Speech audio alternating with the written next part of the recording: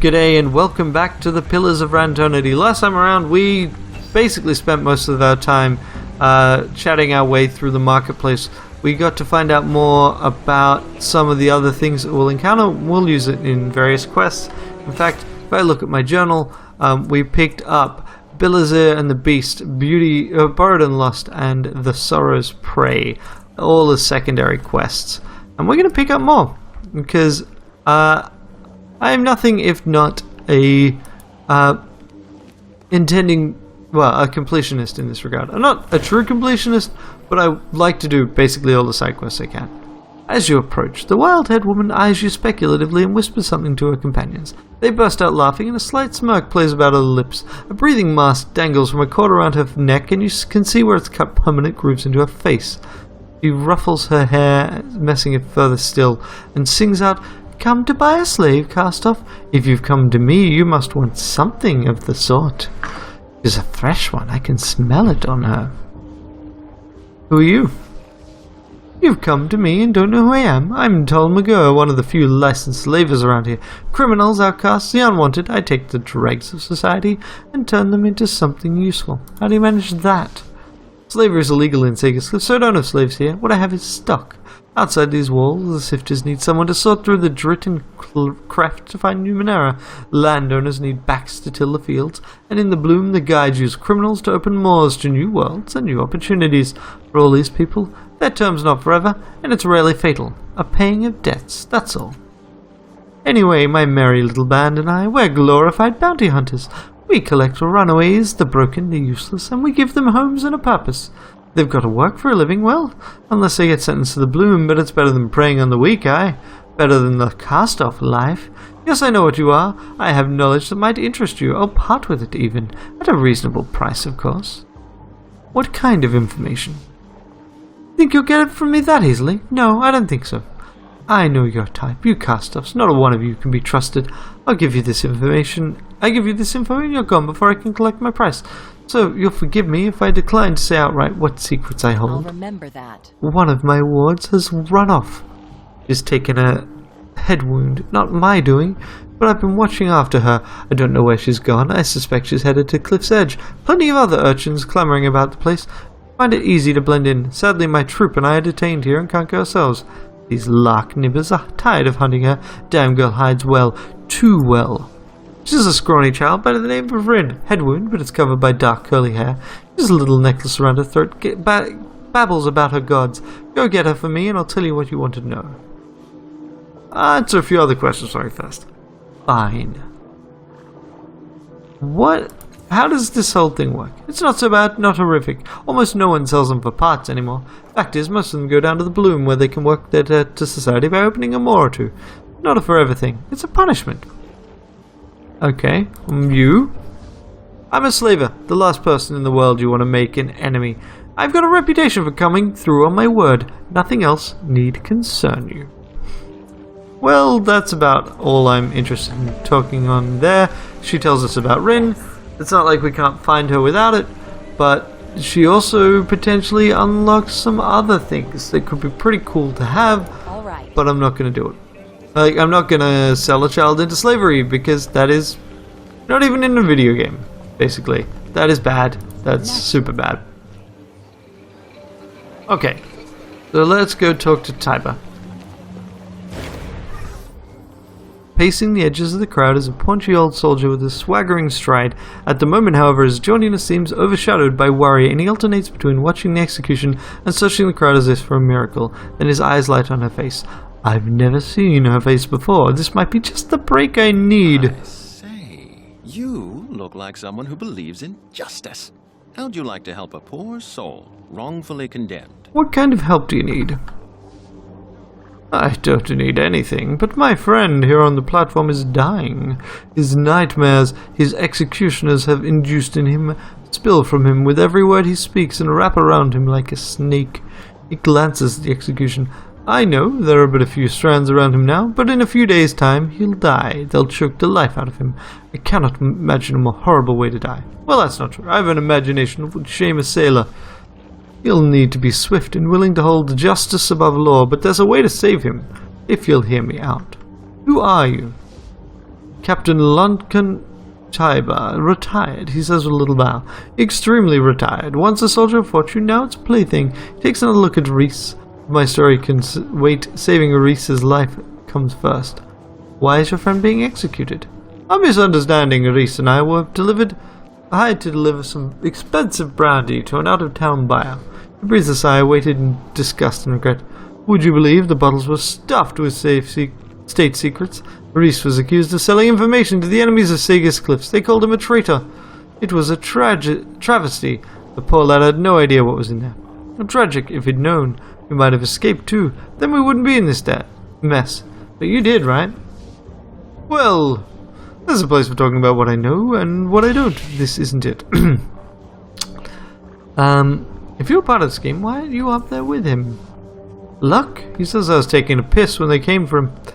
Went through the back window, scampered up to the roof. I watched poor Reese being led away from my hiding spot. Before I get him free, it's a promise I can keep.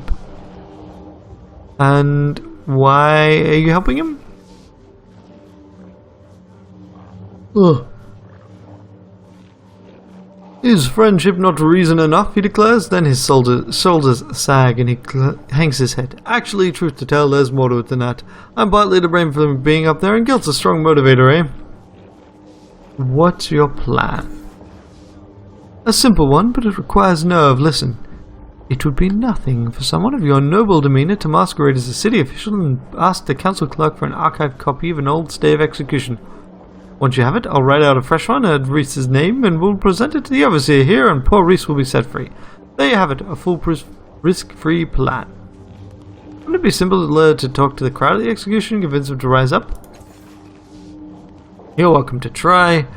Friend, but leave me out of it. Sagas Cliffs and crowds are notoriously bloodthirsty, and execution officials are not known for their sense of humor.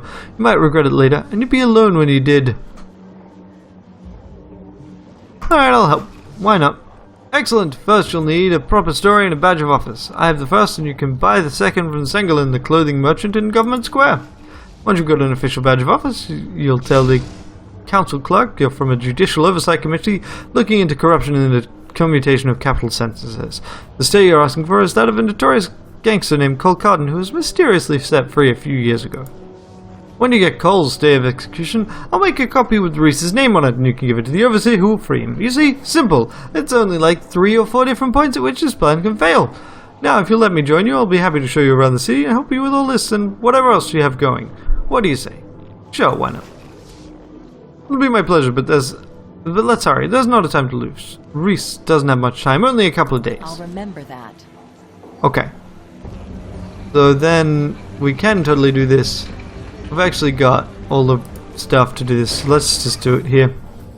This woman listens intently to the ravings of the man on the nearby dais. Hanging on every word, she gives you a hesitant smile. Can you understand it? No, he's speaking great whisper. If only I could decipher it. What if I told you he was innocent? That'd be terrible, wouldn't it? But his words seem so wise. Even if that were true, is wisdom gained through another man? So wait, no, let's go. So you'd stand by and let an innocent man die just to gain wisdom? I didn't know. That'd make me appear heartless, wouldn't it? To tell the truth, I still want to hear his words. Doesn't matter, he's gonna die no matter what I do. What he says could be important. As important as saving an innocent man's life. Help me save him. Wisdom can be gained without harming another. You shame me, friend. I put a lust to my knowledge before a good man's freedom. This is not the path to enlightenment. Perhaps your way is. I will do this. This woman, she's truly wise. Unmoved woman, excited man. So there's 4 people to talk to. And if this fails, we can go with Tiber's plan. No crime deserves such a punishment. How can this be allowed? Why is everyone watching this? They're animals. They find pleasure in cruelty. What exactly is happening here? A waking nightmare, though they call it an execution. The unfortunate victim's put into a trance that forces him to speak his nightmares. His words spill out of him as a rope of flesh, which is wrapped around his body until it crushes him to death. And the indignity doesn't end there. Poor wretch finally dies. The devourer of wrongs eats his flesh. Not just. What can happen? Everyone considers it tradition. Horror of it will deter others from crime. Utter nonsense. Punishment for bad behavior won't change a man. Reward for good behavior is far more effective. That's what really matters to authorities. This is nothing more than spectacle, amusement for the masses. If I had any courage, I wish people would be so complacent. That wouldn't just be me. What if I joined you? Together we could give the city authorities what they deserve. Punish the punishers? Are you saying we should interrupt the execution? The punishment shouldn't be allowed. Did you mean it? Can you just stand by injustice when this is happening? By the way, Taiba, I know you're not in a position to make this easier. And guaranteed success. Always nice. My friend, I'm a coward. I always have been. But you're right. If a man doesn't stand by his beliefs, then what is he? I'll do it. Okay, and I'll move woman and excited man. The woman stands at the back of the crowd, arms crossed and eyes cool as she watches the slow execution. Unlike the others, she's also watching the people in the crowd. She shakes her head. Depressing. Why is everyone... If you find it depressing, why are you watching it? I was just walking by. I don't know why I stopped, really. Something in a manner makes it feel like there's more to it than that, however. You stop because you want to do something. You want to be the one to make a difference. Me? What can I do? I'm a nobody. All I can do is watch. He's right. But what? Do I just tell them to stop? Many in the crowd are ready to act. They outnumber the levies 4-1. All you have to do is lead them. You're right, something must be done. With numbers on our side, we can do it. She steps forward. I'm ready. And now one more. There's so much fuss in the other method. Traitor! Traitor to the city! Nothing better than seeing a traitor die, eh? Do you truly care if he's a traitor? Or do you just like watching men tortured to death? He smells at you. How dare you! It's justice that's important to me in protecting my city. Is justice always equally handed out equally in Sega's clips? I'll bet the rich never play for their crimes around here. You've got a point there. I've never seen any of the highsiders spill their guts on the platform or heard any of them being accused of treason. What do you know that I don't? This poor fool took the fall for someone else. It's a mockery of Sega's prize. We should free him. And let's have Taiba lie to him for us. The man grinds his teeth, thinking, then finally nods. Aye, us small fish always taking the fall, but not this time.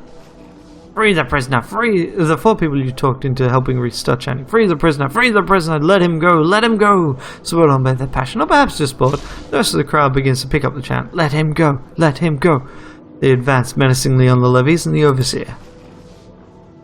The levies edge back, their normally pleasant expressions turning to uncertain frowns. The overseer points at you. I saw what you did, rabble-rouser. This is your doing. Well, I'm not risking my life to intervene in the fate of a worthless piece of belly trash. You want him? Take him. The overseer signals the levies. Unmake the prisoner's death and retreat. He isn't worth our blood. At his order, one of the levies takes out a device like a circular mirror and squeezes its frame. The mirror spins, flashing shards of light across the death and the umbilical viscera. It is wrapping around Reese, and all of it disintegrates. Soon, Reese stands alone on the platform as reddish dust swirls away from him. Everything falls in the end. Even heaven must finally fall. There, satisfied? With that, he and the levies turn and march away as the crowd and surrounds the platform and cheers.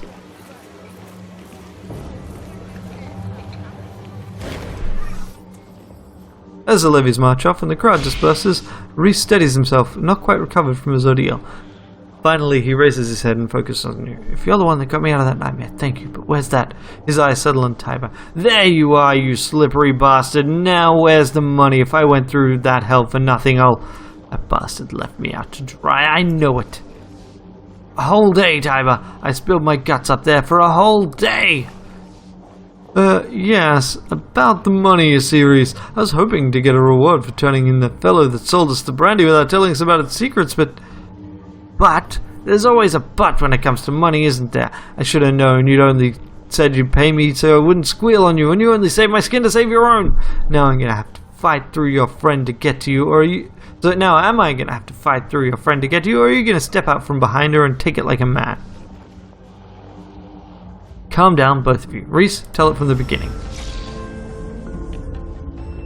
There isn't much to tell. Captain Silvertongue here talked me into a dirty job, then disappeared like an abacus and left me holding the bag when it all went sour.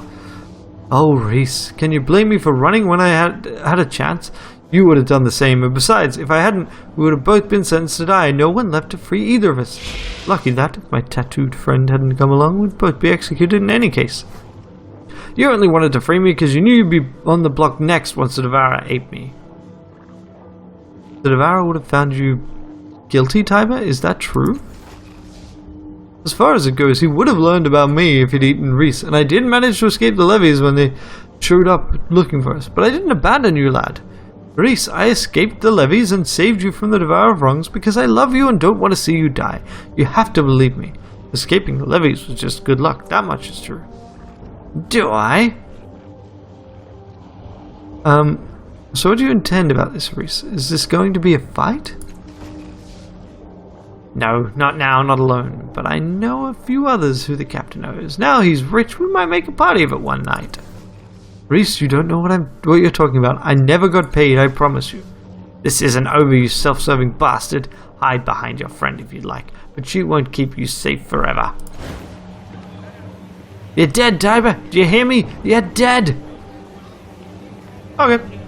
Well, Yes. I've never found a way of persuading him to, not murder. Or at least try and murder Tiber later on. And now I guess we'll talk to Kanadu and El Ginto, and I think that will be everyone we can chat to here. And I think we'll head to the cliff's edge. Yeah, that sounds like fun.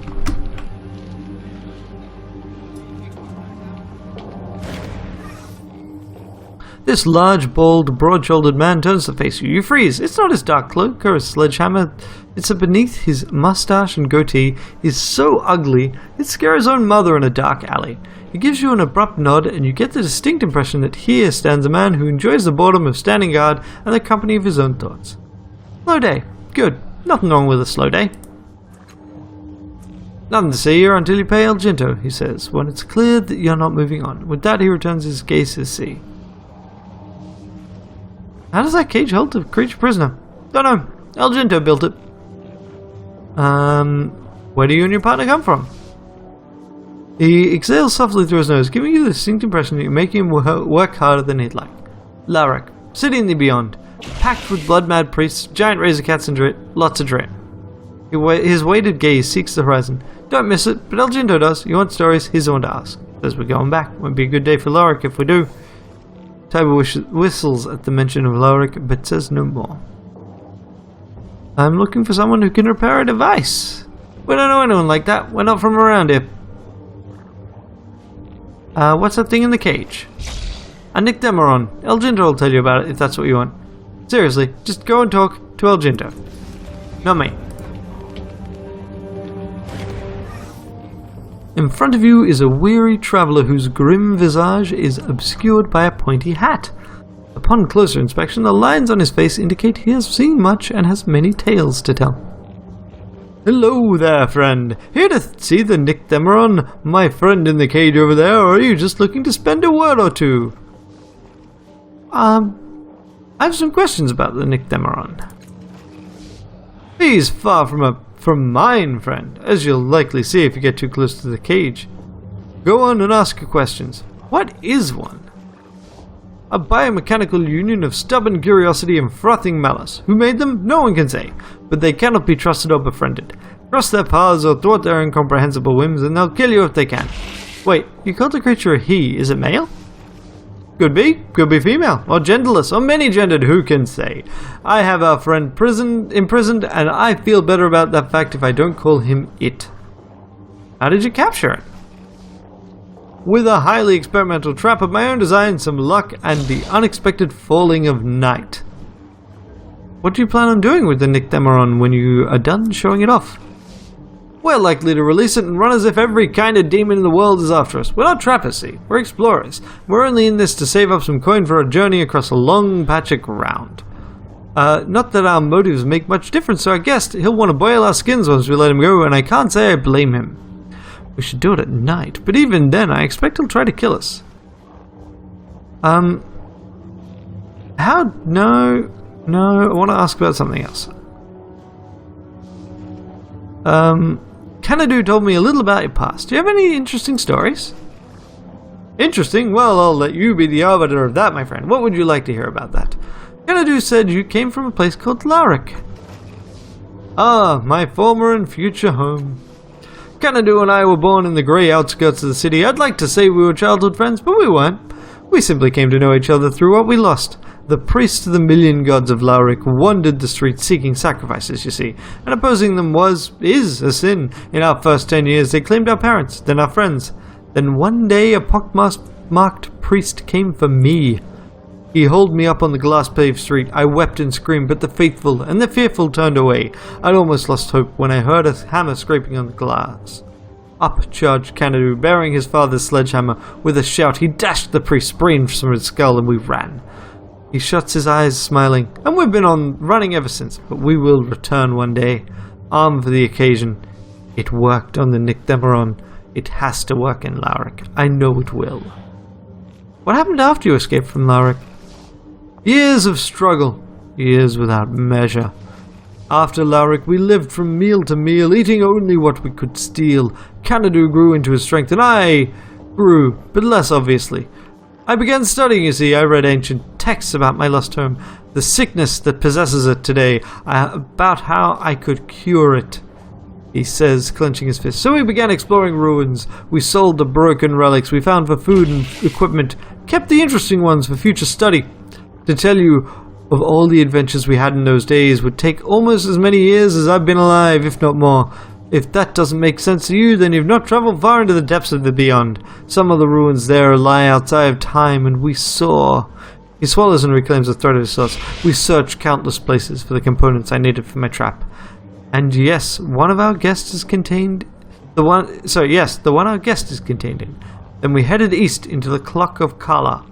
Lawminders, the Sarak of Irkalak, the Iron Wind, were multiply lucky to be alive. What's a Clock of Kala? A ring of mountains between here and the beyond, a land of glorious and lethal wonders. But I'm looking forward to going through it again. We easily spent a decade searching for the base of the peaks for the final parts of the trap. At last we heard a rumor. A horde of ghosts occasionally stampeded through the lands of Algur Kala, bearing relics and smearing reality in their wake. The last detail is what interested me. I created a device, a bell of sorts, that would attract the ghosts' attention, and when they came, there stood Xanadu, hammer ready. The bell drew them, you see, but it also made them more real. Xanadu waded into the ghosts, striking them down. The rest fled, but we found the materials we needed for the trap I'll use to capture a god. A wide smile spreads over his face. Beneath Larek lies a mad being who demands the sacrifice of mothers, fathers, and children. Once we free our guest here, we will return home with this trap. We'll use it to kidnap a god or die trying.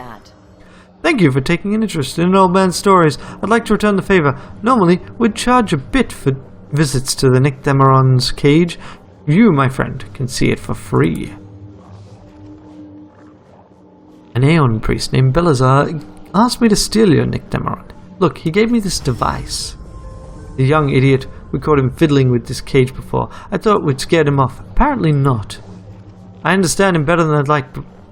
We built our lives on kindling our ambitions. Hope for a bonfire before something blows out.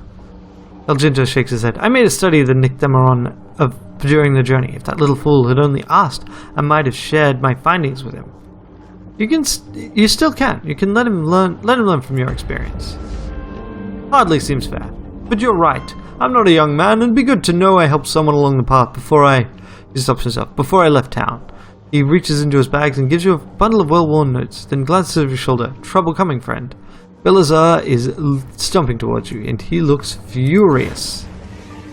Good luck. I trusted you, he shouts, frustrated tears shimmer at the corners of his eyes, refusing to fall. Il Jinto steps back to a discreet distance, an expression of sadness crossing his face. You think you've won? You think this is the first time I've been betrayed? Panting with rage, he jams a finger in your face. I'm going to tell the order truth that you betrayed an Aeon priest on a secret mission. Everyone's going to know you can't be trusted. This is my one opportunity. How can I rise beyond the Acolyte now? Oh, shit. Shit, son. That would be so mean. No, let's go with giving him notes. You hold out the notes, and Belazar snatches them from your hands. As his eyes widen, you explain how you got them. This is more than I expected to learn on my own, Belazar whispers, flushing. All that time spent on subterfuge, and I just could have asked. Thank you for everything, thank you, he shouts at El Gento. The seasoned explorer cringes and gives him a little wave. Belazar hands you your award, then wanders away, flipping through the pages. And XP and this item. +1 training level in... Yeah, okay. That sounds pretty good. Bruma, Spines of Selexia? I've never even heard of these. Okay, now let's have a look-see at what we got see. So this cipher of the angles, unstable detonation, and shimmering glass. This is an ornament artifact.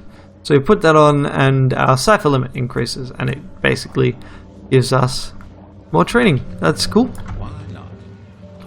Alright, so let's have a look. That thing's going to do very little. The cage in which the creature floats is a simple frame that contains a nearly transparent cylinder of energy. It emits a low hum with a barely audible that sets your teeth on edge. The container is a delicate filigree of ornate materials with no apparent controls, but surely they must be hidden somewhere in the traceries and protrusions of the wirework.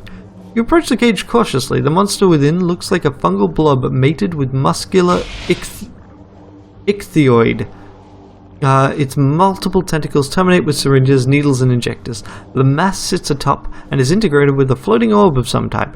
It seems to be both mechanical and biological, with one system flowing smoothly into the next, a creation from some mad nightmare. The energy field darkens protectively and automatically as the creature throws itself at its walls, and striking mindlessly with its needle-tipped tentacles. The darkening is almost a strobe-like effect. Even as you watch, one of its tentacles coils back and blasts furious plasma at the walls of its cage. The cage holds, but the shield's dim to prevent any radiation from the blast escaping. Let's have a look at the cage. The cage appears to be made of a mixture of synth, spun, strong glass, and that was a dragon shadow. That was pretty neat. And a lightweight metal intricately embroidered to create mind-warping patterns, evocative and strange. Energy shifts and flickers among the crevices, somehow being shaped by the form of the materials. Your closer examination reveals a small panel worked cunningly into the frame of the cage. Some of the filigrees here are worn and smooth, as if slowly eroded by friction there.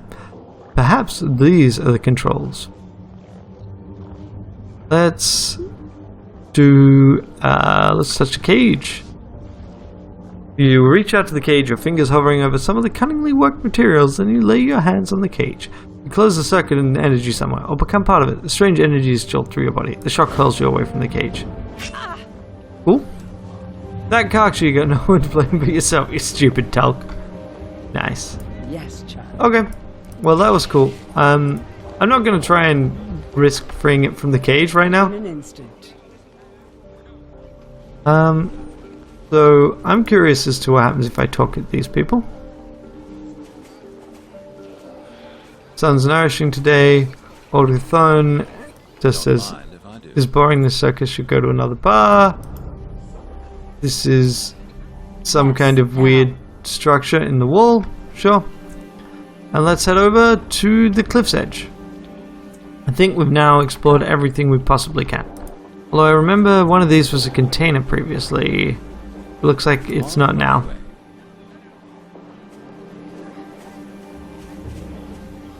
Ready. Yep, on to cliff's edge.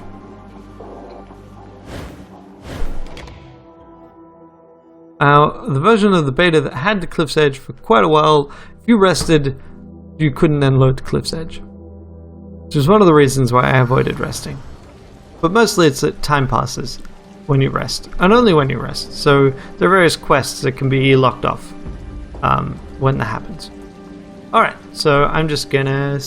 well, I guess I'll see you next time. Bye!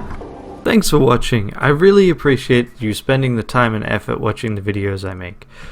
If you'd like to watch more, on the left there should be another video from this playlist. On the right there will be whatever YouTube recommends, and in the center there is a convenient subscribe button just in case you need it.